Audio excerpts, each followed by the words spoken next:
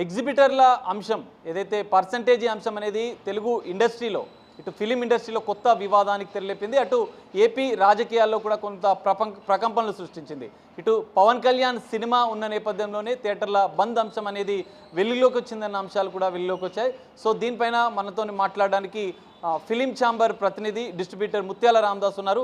వారితో మాట్లాడి మనం తెలుసుకుందాం. సార్ చెప్పండి, ఎన్నో వివాదాలు, ఎగ్జిబిటర్ల సమస్య అనేది వాళ్ళు ఏకైక డిమాండ్తో ముందుకు వచ్చారు. ఫిలిం ఛాంబర్లో కూడా చర్చ జరిగింది. అసలు ఏం చర్చ జరిగింది? ఈ సమస్యకు ప్రధాన కారణం ఏంటి? ఎగ్జిబిటర్ పర్సంటేజ్ విధానం కావాలంటున్నారు.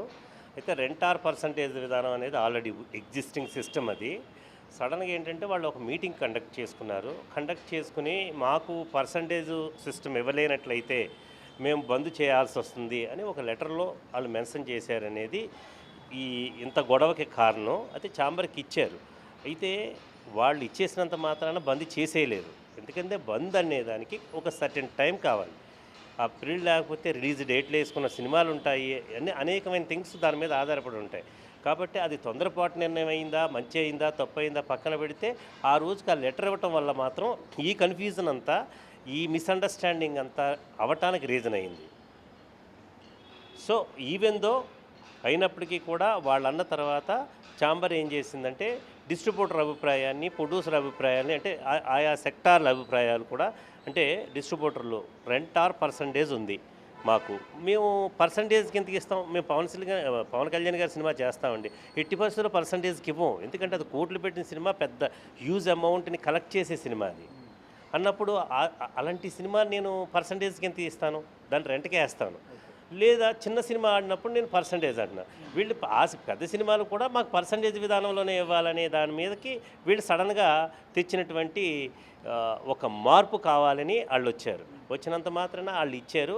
తర్వాత మీ డిస్ట్రిబ్యూటర్ సెక్టార్ మీటింగ్ పెట్టుకున్నారు. ఎట్టి డిస్ట్రిబ్యూటర్లు ఎవరు కూడా మెజారిటీ పీపుల్ మాకు రెంట్ ఆర్ పర్సంటేజ్, మాకు ఓల్డ్ది ఏదైతే ఉందో అదే కావాలి, మాకు ఇది వద్దు అన్నారు.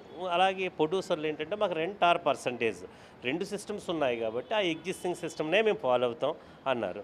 అప్పుడు కంబైన్డ్ మీటింగ్ కూడా జరిగింది.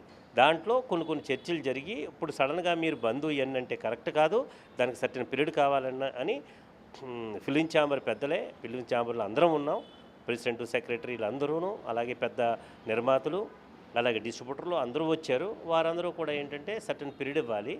ఇచ్చిన తర్వాత ఈ లోపు కమిటీ వేసి 30వ తారీఖున మనకి వైజాగ్లో ఈసీ ఎగ్జిక్యూటివ్ బాడీ మీటింగ్ ఉంది. అందులో ఒక కమిటీ వేసి ఈ సమస్యకి ఏ రకమైన పరిష్కారం మనం చేస్తే 3 సెక్టార్లు సంతృప్తికరంగా ఉంటారు అనే దాని మీద నిర్ణయం తీసుకుందామని దాన్ని పోస్ట్పోన్ చేయటం జరిగింది. బంద్ అనే దాన్ని మాత్రం ఆ రోజే ఎప్పుడైతే జాయింట్ మీటింగ్ జరిగిందో దాంట్లోనే క్లోజ్ చేసేసారు ఆల్రెడీ. అది అందుకని బంద్ అనేది మాత్రం మీడియా ఎక్కువ చెప్పేస్తుంది.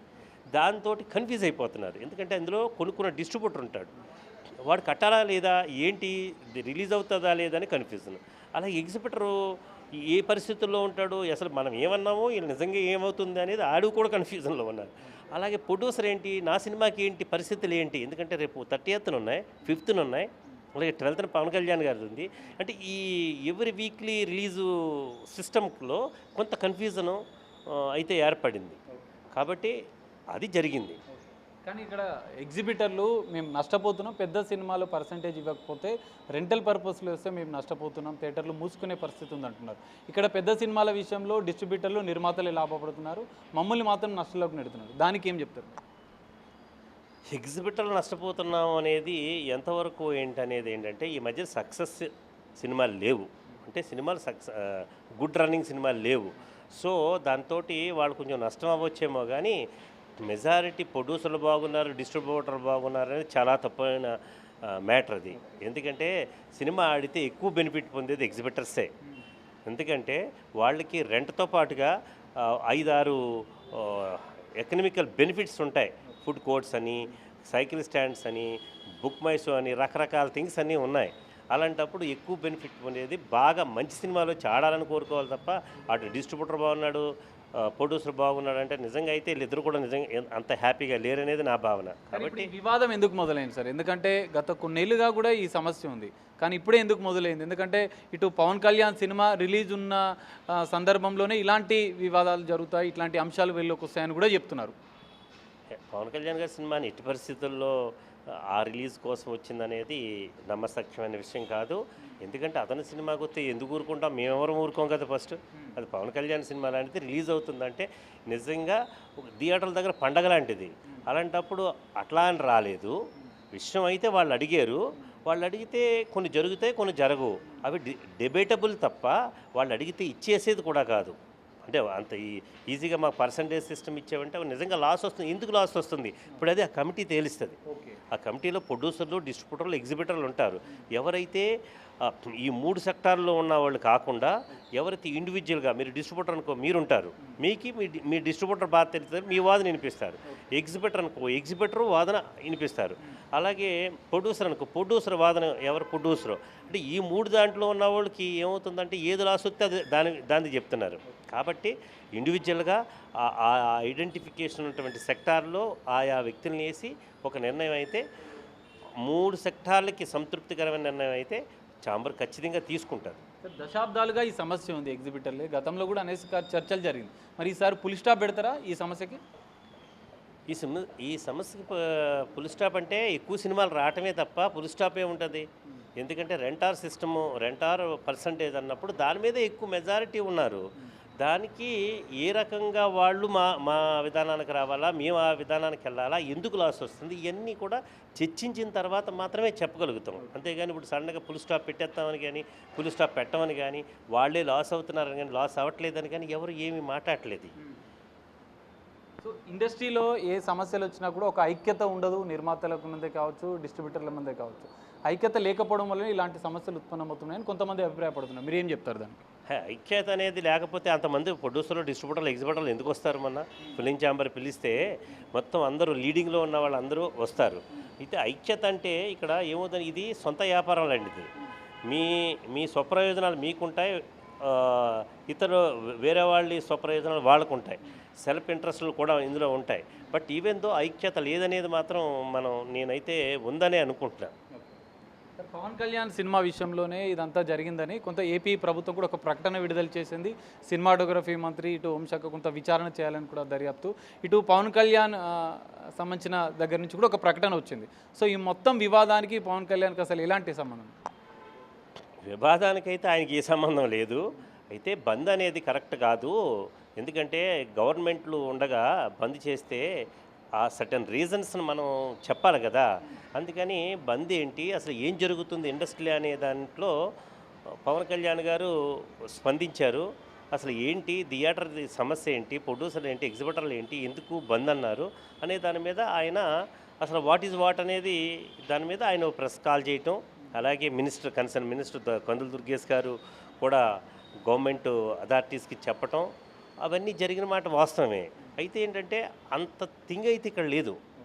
ఎందుకంటే బంద్ అనేది మేము ఆ రోజు జాయింట్ మీటింగ్ జరిగిన తర్వాత ఇది వద్దు, దీనికి సర్టెన్ పీరియడ్ కావాలి అంటే ఎగ్జిబిటర్స్ యాక్సెప్ట్ చేశారు, సరే అన్నారు. ఇవన్నీ జరిగిన తర్వాత మధ్యాహ్నం నుంచి మరి ఏ న్యూస్ పవన్ కళ్యాణ్ గారికి వెళ్ళిందో, అయినా పవన్ కళ్యాణ్ గారు లాంటి సినిమాని ఆపటం అంత ఈజీ అయిన విషయం కాదండి. అది పెద్ద సినిమా.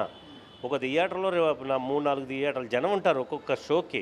అలాంటి సినిమాని ఆపుకుంటారు ఎగ్జిబిటర్ అనేది కానీ, డిస్ట్రిబ్యూటర్ అనేది కానీ సర్వకల్లా అది నమ్మదగ్గ విషయం కాదు. అది ఎందుకు ఏర్పడిందో ఒక రాంగ్ కమ్యూనికేషన్ మాత్రం వెళ్ళింది. అది క్వశ్చనే లేదు. పవన్ కళ్యాణ్ గారి సినిమా హ్యాపీగా రిలీజ్ అవుద్ది. దాన్ని అడ్డుకుంటానికి ఎవరు వస్తారు? కానీ పవన్ కళ్యాణ్ సినిమా విడుదలప్పుడు ఏదో ఒక వివాదం అనేది బయటకు వస్తుంది అనేది కూడా ఒక ప్రచారం జరుగుతుంది. దానికి ఇండస్ట్రీ తరపున ఏం చెప్తారు? అంటే ఆయన సినిమా అప్పుడు ఒక్కొక్క వివాదం వస్తుందంటే ఇప్పుడున్న ప్రజెంట్ సిచ్యువేషన్లో ఆయన సినిమా ఎప్పుడు వస్తుందని ఆడియన్స్ చూస్తున్నారు, ఎగ్జిబిటర్లు చూస్తున్నారు, డిస్ట్రిబ్యూటర్లు చూస్తున్నారు, అలా ఇండస్ట్రీ చూస్తుంది. కానీ అలాంటిది ఒక్కొక్క వివాదం వస్తుంది అనేది నేనైతే నా వ్యక్తిగత అభిప్రాయం అయితే అలాంటి వివాదాలు ఏమీ లేవనేది నా అభిప్రాయం. ఎందుకంటే ఫేవరబుల్ గవర్నమెంట్ ఈజ్ ఆయన ఉప ముఖ్యమంత్రిగా ఉన్నారు, చంద్రబాబు గారు ముఖ్యమంత్రిగా ఉన్నారు. వీళ్ళిద్దరూ ఉన్నప్పుడు అక్కడ వివాదం ఎందుకు వస్తుంది, ఇక్కడ వివాదం ఎందుకు వస్తుంది? ఇక్కడ గతాల్లో ఇవన్నీ మరి గతాల్లో ఎవరు గవర్నమెంట్ ఉంటే వాళ్ళు అంటూ ఉంటారు కదా, అవి మనం ఆ గతానికి వెళ్ళకూడదు. ఇప్పుడు వర్తమానం ప్రకారం అయితే ఈజ్ ద బాస్. థియేటర్లు కళ్యాణ మండపాలుగా మారుతున్నాయి. ఎగ్జిబిటర్లు ఇట్లా నష్టపోవడం వల్లనే థియేటర్ల పరిస్థితి ఇంత దారుణంగా మారుతుందని చెప్తున్నారు. దానికి మీరేం చెప్తారు? అంటే సినిమాలు ఆడకపోవటం, సినిమాలు పెద్ద హీరోల సినిమాలు అది తగ్గిపోవటం, అలాగే థియేటర్కి జనం రాకపోవటం, టికెట్ రేట్లు ప్రభావం, ఓటీటీ ప్రభావం.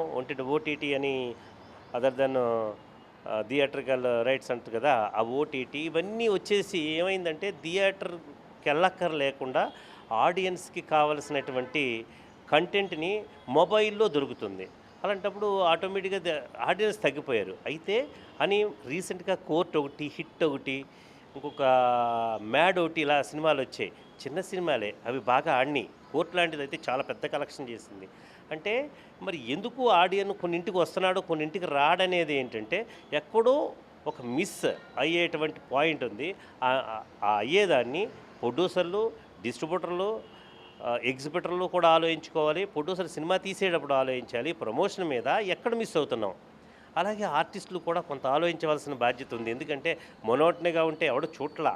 ఎందుకంటే మొత్తం 196 కంట్రీలు మొబైల్లో ఉన్నాయి వాడికి, ఎవరికి ఆడియన్కి ప్రతిదీ చూసేస్తున్నాడు. కాబట్టి చాలా జాగ్రత్తగా తీస్తేనే ఆ సినిమాలకి వస్తున్నారు, లేకపోతే రావట్లేదు. ఎందుకంటే వెబ్ సిరీస్ ఇవన్నీ కూడా చూసుకుంటున్నాడు వాడు, మొబైల్లో చూసేసుకుంటున్నప్పుడు నేను సినిమాకి వెళ్ళి 2.5 గంటలు కూర్చొని లైన్లో ఉండి నేను టికెట్ ఎందుకు తీసుకోవాలి, అది బుక్ చేసుకుని నా క్యాంటీన్లు ఇవన్నీ రకరకాల ఫ్యాక్టర్స్ ఆడియన్స్ మీద ఇన్ఫ్లుయెన్స్ చేస్తున్నాయి. కాబట్టి అవన్నీ కూడా వాటి ప్రభావం వల్ల కూడా ఈ థియేటర్లకి జనం రాకపోవటం వల్ల కాస్ట్లీ థియేటర్లు కూడా పెద్ద పెద్ద ప్రాపర్టీస్ ఇప్పుడు 70 కోట్లు పెద్ద కోట్లు అయిపోయినాయి. కాబట్టి కొంతమంది ఎందుకు థియేటర్గా రన్ అవ్వట్లేదు కదని కళ్యాణ మండపాలుగా మార్చుకున్న చాలా థియేటర్లు ఉన్నాయి, మారుతున్నాయి, నో డౌట్ మారుతున్నాయి. అవి అవ్వకుండా చేయటం కోసం ఏం చేయాలంటే మంచి సినిమాలు తీయాలి, అవి ఆడాలి. ప్రభుత్వాలకి ఇటు ఇండస్ట్రీకి మధ్య సఖ్యత ఉందా? ఏపీ ప్రభుత్వాన్ని ఇంతవరకు సీఎంని కలవలేదు, ఇండస్ట్రీకి సంబంధించిన పెద్దలే కావచ్చు అనేది కొంత ఈ మధ్య వెలుగులోకి వచ్చింది. సో మీరు త్వరలో కలుస్తారా? సినిమా ఇండస్ట్రీకి ఇటు ప్రభుత్వాలకు మధ్య ఎలా ఉండబోతుంది? ప్రభుత్వాలకి ఈ ట్రేడ్ బాడీస్కి మధ్య గ్యాప్ ఎందుకు ఉంటుంది? ఎందుకంటే ఎవరి ట్రేడ్ బాడీ ప్రభుత్వాల మీద ఆధారపడి ఉంటుంది. అయితే అడిగారు, మేము అడిగాం ఛాంబర్ తరఫున కలుస్తారని. అయితే కొంతమంది నిర్మాతలు వెళ్ళేసి ఇండివిజువల్గా కలిసేస్తున్నారు వాళ్ళ ఇన్ఫ్లుయెన్స్లో. కలిసేసిన తర్వాత ఆటోమేటిక్గా ఏంటంటే ఉన్న ఆర్గనైజేషన్స్ మర్చిపోతుంది గవర్నమెంట్ కూడా. గవర్నమెంట్ని ఇప్పుడు పవన్ కళ్యాణ్ గారు ఆర్గనైజేషన్స్ రమ్మన్నారంటే ఆయన వాళ్ళందరినీ తీసుకురండి అని ఆ రోజే అన్నారనుకో, ఖచ్చితంగా వీరందరూ ఆర్గనైజేషన్ ఓకే రండయ్యా మమ్మల్ని కూడా తీసుకుని వెళ్ళేవారు. పెద్ద నిర్మాతలు కొంతమంది వెళ్ళిపోతున్నారు, వాళ్ళు పనులు చేయించుకుంటున్నారు, వచ్చేస్తున్నారు. ఇంకా అన్నప్పుడు ఆటోమేటిక్గా ఆర్గనైజేషన్కి వాల్యూ ఎక్కడ ఇచ్చినట్టు? కాబట్టి ఇప్పుడు పవన్ కళ్యాణ్ గారు చెప్పిన నిర్ణయం మాత్రం గుడ్. మీరు ఆర్గనైజేషన్ రండి. నిజంగా ఫిలిం ఛాంబర్లో 40-50 మంది ప్రొడ్యూసర్లు, డిస్ట్రిబ్యూటర్లు, ఎగ్జిబిటర్లు, స్టూడియో సెక్టర్లు ఉంటారు. ఆ ఆర్గనైజేషన్ వెళ్ళిందంటే దాని వాల్యూ వేరు. అప్పుడు సీఎం గారిని, మన పవన్ కళ్యాణ్ గారిని, ఉప ముఖ్యమంత్రిని వాళ్ళందరినీ కలుస్తారు. అసలు వాళ్ళకి ఏ ప్రయారిటీ ఇవ్వకపోతే వెళ్ళి ఏం చేస్తారు వాళ్ళు? ఇప్పుడు కాబట్టి లెటర్ రాశారు. ఇప్పుడు పవన్ కళ్యాణ్ గారు చెప్పబట్టి ఇంకా మార్గం సుగమమైంది. అయ్యా మేము ఎలా కలుద్దాం అనుకుంటున్నామని త్వరలోనే మా వాళ్ళు 30థ్లోనే మీటింగ్ ఉంది కాబట్టి ఆ మీటింగ్లో చెప్పి ప్రభుత్వాల దగ్గరికి ఎప్పుడు ప్రభుత్వం మీద ఆధారపడితేనే ఆర్గనైజేషన్స్ బాగుంటాయి. ఎందుకంటే ఎగ్జిబిటర్ ప్రతి ఓడు దేని మీద ఉంటారనుకుంటున్నారు? బీఫామ్ లైసెన్స్ జాయింట్ కలెక్టర్ ఇవ్వాలి, ఎంఆర్ఓ అక్కడ కావాల్సినటువంటి లేదా ఆర్డీఓ ఫైర్ కానీ దానికి సంబంధించిన పర్మిషన్లు కానీ ఇవ్వాలి. అంటే అంత ఆధారపడి గవర్నమెంట్ మీద ఉన్నప్పుడు గవర్నమెంట్కి దూరంగా ఎలా ఉంటారు? ఇప్పుడు ఎలక్ట్రిసిటీ టారిఫ్ ఉంది, అది ఇండస్ట్రియల్ టారిఫ్గా మార్చండి అంటున్నారు. అలాంటప్పుడు ప్రభుత్వం దగ్గరికి వెళ్తేనే కదా అది అయ్యేది. కాబట్టి ప్రభుత్వానికి ఎక్కడ దూరంగా లేరు. వాళ్ళందరికీ నిజంగా టైం ఇస్తే హ్యాపీగా వెళ్ళి ఆయన కలిసి అయ్యా మాకు సమస్యలు ఇవన్నీ ఉంటే చెప్పుకుంటారు.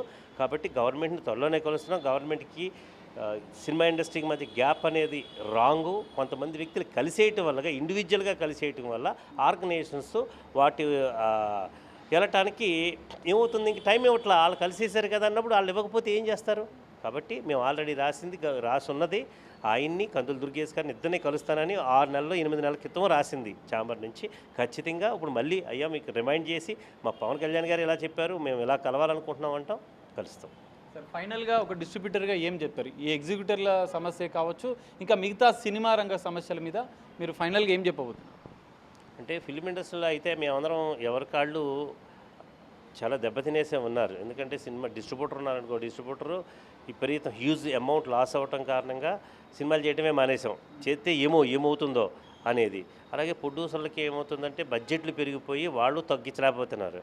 అలాగే ఎగ్జిబిటర్ దగ్గర కూడా మేము డిస్ట్రిబ్యూటర్లు డబ్బులు తెచ్చి తిరిగి ఇవ్వలేక, లేదా సినిమాలు పోతే వాళ్ళు ఏం చేయాలో అర్థం కాని పరిస్థితులు ఉంది. ఇవన్నిటిని కూడా క్రోడీకరించి ఆల్ టుగెదర్ కూర్చుని ఒక మంచి సొల్యూషన్ ప్రొడ్యూసర్కి కానీ, డిస్ట్రిబ్యూటర్కి కానీ, ఎగ్జిబిటర్కి కానీ ఎవరికి ఇబ్బంది లేని ఒక మంచి సొల్యూషన్ని ఛాంబర్ ద్వారా, ఈ కమిటీ ద్వారా ఆలోచించి ఎక్కడైనా ఇబ్బందులు ఉంటే ప్రభుత్వాన్ని అప్రోచ్ అయ్యా మాకు ఈ ఇబ్బందులు ఉన్నాయి కొంచెం సాల్వ్ చేయండి అని.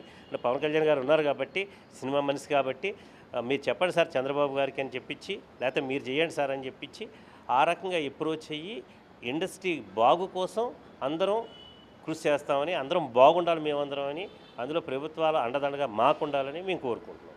Thank you. సో ఇది పరిస్థితి. ఎగ్జిబిటర్ల సమస్యలని త్వరలో ఛాంబర్ ఆధ్వర్యంలో జరిగే ఈసీ మీటింగ్లో నిర్ణయం తీసుకుంటాం. ఇటు థియేటర్ల బంద్ అంశానికి సంబంధించి, ఇటు పవన్ కళ్యాణ్ సినిమాకి సంబంధించి ఇది వివాదం అనేది ఏమీ లేదు. పవన్ కళ్యాణ్ సినిమాని ఆపడం అనేది దానికి, ఈ వివాదానికి, థియేటర్ల బంద్కి సంబంధం లేదని చెప్తున్నారు. త్వరలో రెండు ప్రభుత్వాలతో కలిసి చర్చించి సినిమా రంగ సమస్యలపైన ముందుకు వెళ్తాం, సమస్యల పరిష్కారానికి కృషి చేస్తామని చెప్పి ఛాంబర్ ప్రతినిధి డిస్ట్రిబ్యూటర్ ముత్యాల రామదాస్ చెప్తున్న పరిస్థితి. కెమెరామెన్ లక్ష్మీకాంత్తో కలిసి సాగర్, బిగ్ టీవీ, హైదరాబాద్.